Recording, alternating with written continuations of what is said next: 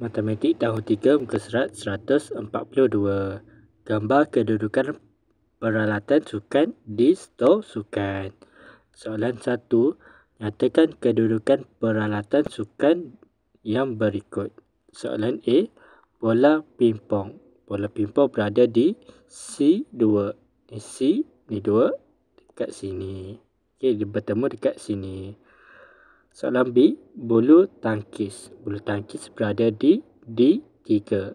Ni D, ni 3 bertemu dekat sini. Soalan C. Skittles berada di B1.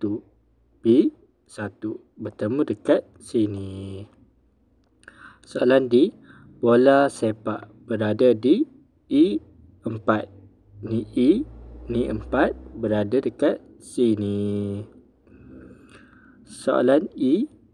Bib berada di D1. Ni D, ni 1 bertemu dekat sini. Soalan F. Pundi kacang berada di A3. Ni A, ni 3 bertemu dekat sini. Soalan G. Tali skip. Tali skip berada di E2. Ni E, ni 2 bertemu dekat sini. Soalan H. Gelung rotan berada di C5. Ni C, ni 5 berada dekat sini. Soalan 2.